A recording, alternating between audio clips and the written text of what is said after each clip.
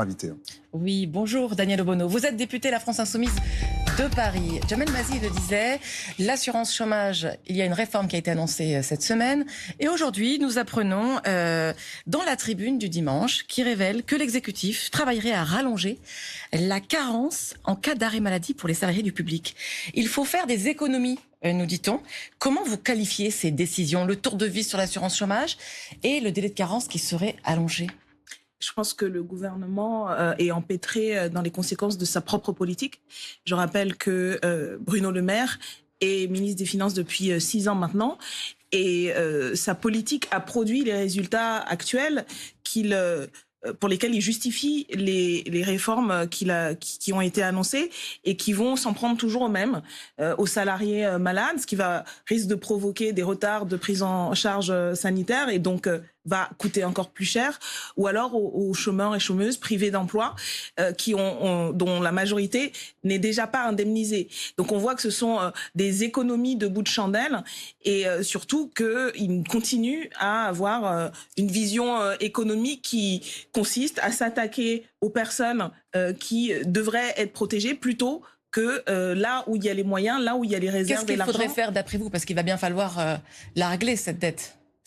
Alors il y a deux débats. La question du déficit budgétaire, d'abord qui pose un problème démocratique parce que le gouvernement a caché à la représentation nationale lors des débats budgétaires de cet automne le fait qu'il y avait ces prévisions. En tout cas, il y a un problème. Vous pensez qu'ils le savaient, qu'ils ont caché il y a un problème de sincérité des débats budgétaires qui déjà ont été largement empêchés par les 49.3. Donc ça pose problème. Ils ont décidé les 10 milliards de coupe budgétaire sans en passer par le Parlement encore, donc une voie problématique.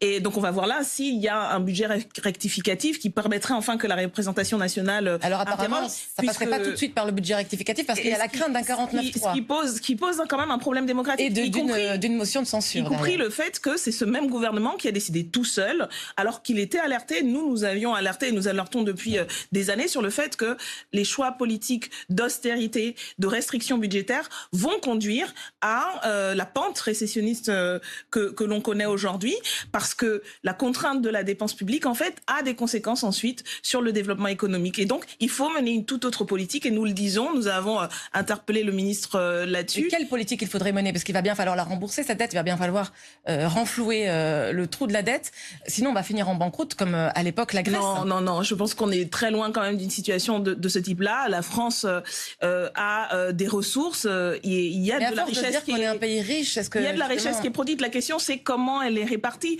Par exemple, nous avons fait une proposition depuis de nombreuses années sur la taxation des super profits. Aujourd'hui, j'entends Madame Braun-Pivet, la présidente de l'Assemblée nationale, la reprendre après l'avoir refusée lors des débats budgétaires. Et cette proposition permettrait de récolter entre 10 et 20 milliards d'euros. La fin du CICE, qui sont des crédits d'impôt qui en fait n'ont pas les résultats escomptés sur la relance, permettrait là aussi plusieurs milliards d'euros. Vous nous dites qu'il faut aller chercher l'argent là où il est. Exactement. Il y a de la richesse qui est produite par les salariés et que la question, c'est que depuis des années, Monsieur Le Maire et Monsieur Macron sont d'une logique qui consiste à remplir les poches de ceux qui ont déjà beaucoup de moyens, en croyant que tout cela ces gens-là, en croyant que tout cela va ruisseler. Non, je crois que celles et ceux qui créent la richesse, ce sont les salariés, les travailleurs et les travailleuses, et qui n'ont, elles et eux, pas connu d'augmentation de leur salaire au niveau de l'inflation, alors que les super patrons des grands du CAC 40, eux, empochent des salaires et surtout les dividendes des actionnaires explosent. Nous sommes le pays en Europe qui a des records. Les provocations s'enchaînent du monde. La réforme de l'assurance chômage, maintenant le délai de carence qui pourrait être amené à 8 jours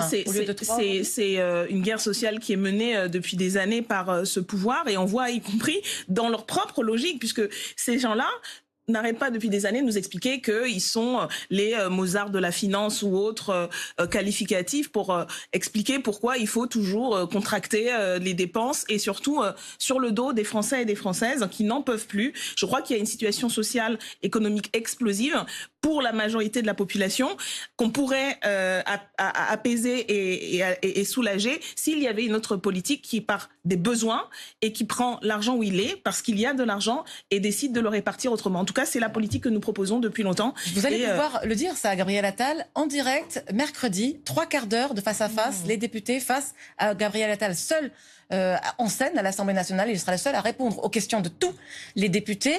Cette nouvelle méthode de communication avec les parlementaires, avec un Premier ministre qui prend seul la parole et qui répond seul aux questions. Vous avez voté contre, vous, la France Insoumise. Pourquoi ?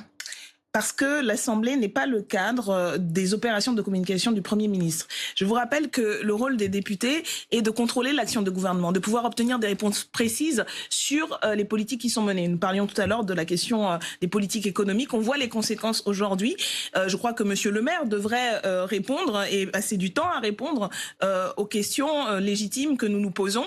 Et surtout, pas nous, mais les Français et les Françaises. Et donc, là, on a un exercice, une espèce de présidentialisation de la fonction de Premier ministre. Monsieur Attal essaie de se donner une stature comme ça, de pré-présidentiable peut-être, mais tout cela est franchement, je pense, l'expression d'une forme de mépris, parce que Monsieur Attal n'est pas en capacité de répondre de manière précise à toutes les questions sur tous les sujets, et donc tout cela est particulièrement déplorable. Mais alors du coup, vous allez pouvoir l'affronter directement sur des questions politiques ?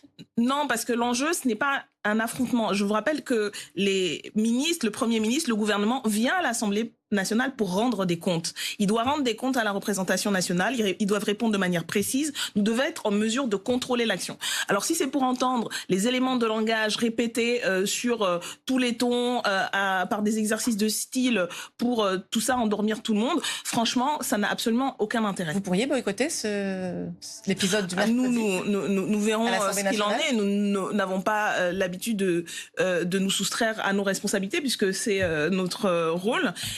Mais nous exprimons très clairement, et nous continuerons à le faire dans le cadre d'organisation des débats à l'Assemblée, notre désaccord avec cette instrumentalisation communicationnelle qui exprime surtout, je pense, un mépris de la fonction de l'Assemblée nationale.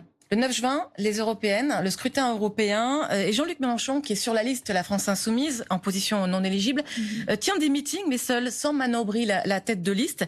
Il nationalise le scrutin. Est-ce qu'il ne joue pas un peu trop sa partie pour 2027, dès maintenant ? Non, je pense que pour le coup, c'est une vision peut-être un peu réductrice. D'abord parce que notre chef de liste, notre tête de liste, Manon Aubry, vous l'avez vu, est très présente dans la campagne. Et pourquoi y aller seule sans elle ? Admirablement bien. On a l'impression qu'il enjambe un peu le scrutin des européennes. Elle participera à des meetings qui vont être organisés. Donc, elle a été à la convention. L'intervention principale et première est excellente là-dessus, et vous le savez, nous déployons là dans cette deuxième phase de la campagne européenne. Moi-même, j'étais hier dans une réunion publique avec mes collègues. Donc en fait, toutes les porte-paroles de la France Insoumise sont présents et sont mobilisés pour faire en sorte plus de 7% que nous ayons dans les sondages le meilleur résultat possible. Nous espérons surtout que les Français et les Françaises se rendent aux urnes, vérifient qu'ils sont inscrits sur les listes électorales. Vous savez, on peut le faire jusqu'au 3 mai, c'est important, parce que c'est effectivement un scrutin qui va déterminer l'après-Macron. Le 9 juin déterminera quels sont les rapports de force, quels moyens on se donne effectivement pour tourner la page de la Macronie. Merci. Nous pensons qu'il est possible de faire battre en retraite l'extrême droite et d'offrir une alternative. Merci. En tout cas, c'est le programme de notre liste et de notre campagne. Merci Daniel Obono d'avoir répondu à mes questions ce matin. Merci.